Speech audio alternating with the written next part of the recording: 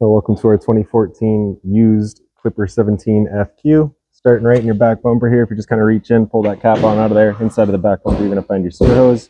Take note of those two ears in the adapter here. It's I'll be hooking it up to the sewer system, and the hose itself, once fully extended, is about 20 feet long. Just keeping it stored in the bumper back here to help keep any sort of stench out of the unit, keep things a bit cleaner, and that cap just presses back into place. In this corner, as well as each corner of the trailer, you're going to find these stabilizer jacks here. All they do is they run down, contact the ground, give it another turner, so just to firm it up, and that'll get rid of any sort of bounce or sway that you see you got in the unit right now, just to keep things firm while you're out camping.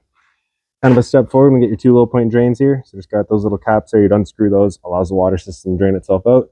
Purpose of that would be if you're just leaving the unit for a while and you don't want your water going stale or stagnant, you can drain it out before you leave, or before winterizing the unit, you can just drain the water out before pumping antifreeze through. Right beside all of those, we've got your sewer system. So this cap here, just kind of press on it, give it a turn, it'll pop on out of there. It's got the same ears on it that your sewer hose had. It'll attach the same way, just pressing it in, giving it a turn until it locks. On the left, you get a gray valve. On the right, you get a black. Black valve is controlling your black tank. Black tank is filtering your toilet. Of course, it's going to be your dirtiest water, so we'll dump that first. Once that's done, you can then come to the gray. Gray tank is going to be filtering your sinks as well as your shower. Typically cleaner water, so we'll dump that last to help keep that sewer hose as clean as possible. These two ports right here are just vents for your fridge. Nothing really there for you to worry about, just kind of service access. Up above that is your stove vent. So there's a little ear on either side there. You're just going to fold that down, and you can see that flap here is allowed to open up so that your fan inside can then evacuate any sort of fumes from your stove. Once you're done, just kind of bringing those ears back in, and that'll prevent any dust from kicking up in there while you're out traveling.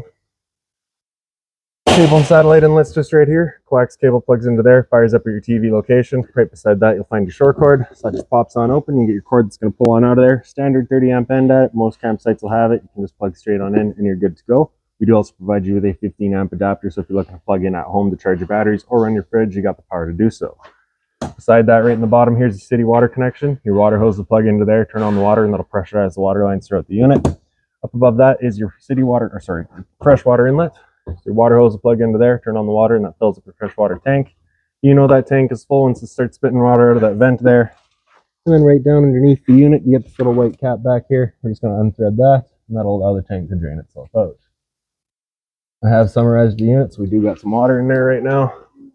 Right up above your freshwater inlet is the exhaust for your furnace. So if you're ever running your furnace, just make sure it's not blocked off. It does get hot. A couple of steps forward and we get your storage compartment here. So as you pop that open, the little finger latch on the left side there just holds it open for you. Inside of here, you'll find your water hose. Inside of the water hose, you're going to find your park adapter. So your 30 amp cord to there, 15 to a standard household outlet.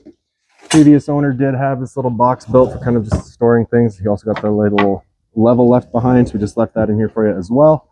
And you also get the little wheel for that front tongue jack. Around to the front of the unit, you'll find this little black box here. So that's your battery box. Battery is of course housed inside of there. A battery will be charging as long as you're plugged into your short cord in the back or your 7-pin to your tow vehicle.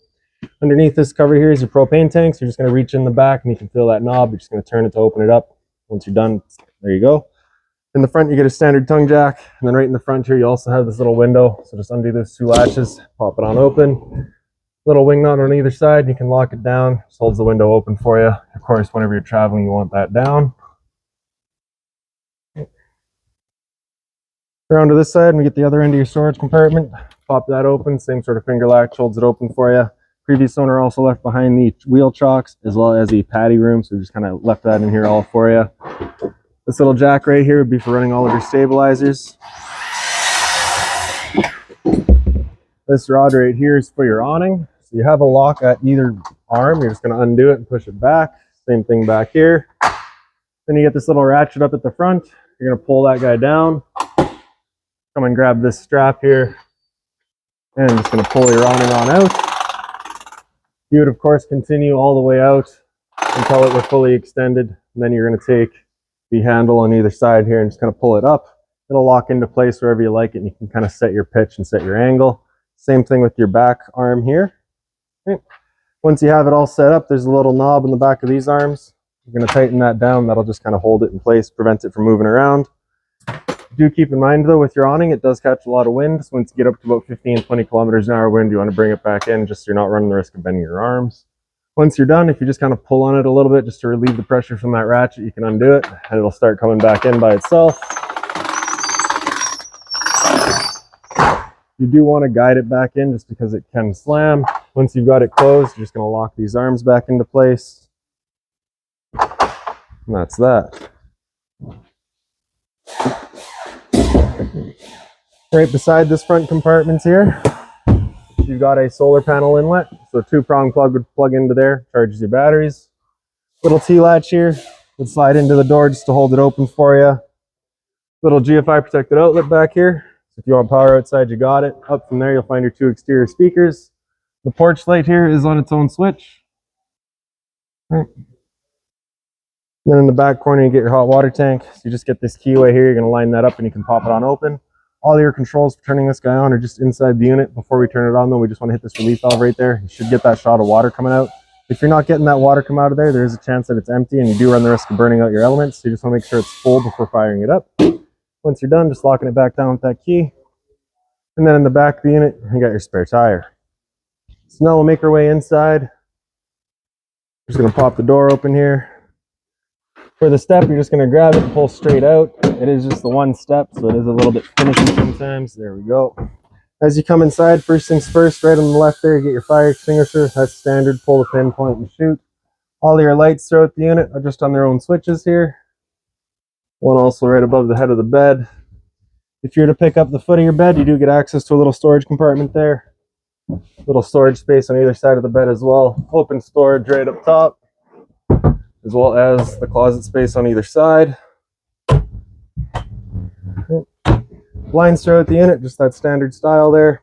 For the emergency exit here, you're pulling this red tab to get rid of the screen. Take this handle here, throw it outside, hop on out. Kind of right up from the entrance is your smoke detector.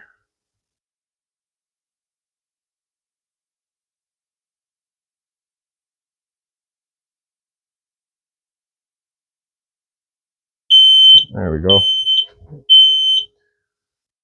Straight over on this wall here, we've got a 12-volt outlet for a 12-volt TV, antenna outlet for the TV. Also get that button there, just turns on the antenna. That green light on, just letting you know it is turned on. It will also help clear up your stereo signal. Beside that is your furnace control. So with that slider all the way over to the left, that's it turned off. As we move it to the right, you'll hear it click. That's it then turned on. All the way over to the right, it's going to be max heat. Anywhere in the center there is your temperature selection. Turning it back off all the way over till it clicks, and that's it then turned off. Monitor panel up top here, so in the bottom you get that battery. C are currently C for charging, G would be good, F is spare, L is low. Your fresh tank, as you fill that up, will go to a third, 2/3, and full. Same idea for your black and your gray tanks. Water pump switch down in the bottom corner there. Turn that switch on, turns on your water pump, drawing out of your fresh tank to pressurize your lines. GFI protected outlet below that, test on the bottom, reset on top. So if you ever have outlets that don't work, it's the first thing you should check. Water heater control right underneath that. Turn that switch on, you get that red light there letting you know the ignition sequence will start. Once that sequence has started, that light will go out. It's going to try that 3 times. If after the 3rd try it hasn't fired up, this light's going to come on and stay on. At that point, just off, back on to reset it. You can just kind of hear that whir of the flame once it gets going. Right. Down from there, you get your LP detector. Propane's heavier than air, sits on the floor. This guy detects and starts going off just like a smoke detector would. This is your furnace outlet itself, so of course not ducted, it's just dumping it all out right here. So if you've got that going and you want to move that air forward and back, we recommend that you just run your air conditioning fan on low. Right? You have that low fan there, second low fan setting, and then you have the high fan. So that's of course just moving air around, there's no actual cooling involved in that. One more time you get into low cool, that'll have the air conditioner actually turn on and start cooling with the low fan. And then high cool, same idea, you're getting the high fan now. Temp selection knob on the right side here. Notice that it does have heat on it. We do have a dedicated furnace, so there is no heat pump installed, so you're just going to leave that in cool. Underneath your furnace is your power converter. You're going to press it top and center to pop it on open. All of your breakers on the left side here. Whenever breaker breaks, it sits in the center, so just turn it off and then back on to reset it. Fuses are on the right side there. Whenever fuse pops, there's a little red LED right beside it, letting you know exactly which one went. Right up top here, you get access to your antenna. So you're just going to turn this knob to open it up. Once it's up all the way, it'll just kind of stop in place. Just like that. Then you can pull this slider down, just kind of turn it around, looking for your best signal. Wherever you have it, you can leave it there. Once you're done getting ready to go traveling though, you just want to make sure that these 2 arrows in the back here are lined up. It just ensures that the channel that it sits inside is lined up properly. Then we'll bring it down all the way. Same idea, once it's down all the way, it'll just kind of stop in place.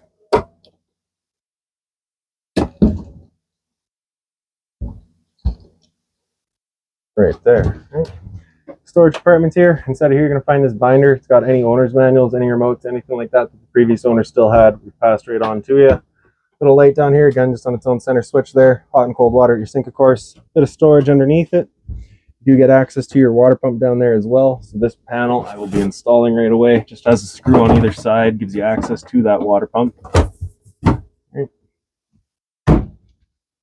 Microwave up top here, pretty standard, just like home. Down underneath that, you get your range vent, you get your light as well as your fan. This is that fan that you want turned on with that flap outside opened up. Then you can take your stove, turn it over to light, grab a lighter, fires right up. Okay. Once you're done, just turning it back off. Any fridge underneath that, just pop this front panel open. Your power button's on the left side there. All right, so with it running in auto, it's first looking for AC power. If AC power is taken away, it'll automatically flip over to gas. If you're out boondocking or traveling and you want it to run solely on gas, you're gonna have that button come out over flush and it'll fire up just on gas. If that check light there were to come on, it's just letting you know it hasn't fired up. At that point, just off, back on to reset it. Little thumb latch on the right side here, you're gonna push that up and then you can open up. You get your freezer right up top, and the rest is just fridge space. Dinette here is currently set up, of course, as the dinette. If you were to take your table here, kind of swing this leg in, the whole table then kind of swings around on that hinge in the back there, sits onto those two ledges. You take your two back cushions, spill in the center, that'll create your bed. Open storage up top here. Stereo, pretty straightforward, just kind of that single din style that you'd have in a car. Little light there as well. And then into the bathroom. Lights. Then you get your roof vent here. Just going to turn that knob to open it up. That corner you get the switch, turns on the fan. Right behind me is your shower. Standard head and hose. Hot and cold water, of course. Toilet flips on open. You get your flusher front and center. A little bit of storage underneath your sink here. If you're looking to access your hot water tank for winterization time, you got those two screws there. Bypass valves are right behind it. Hot and cold water at the sink, of course. Another GFI protected outlet back here. Same deal as the one up front. And just a little medicine cabinet there as well. So that's about it for this little guy. If you've got any other questions on it, please feel free to give us a call, 204-237-7272.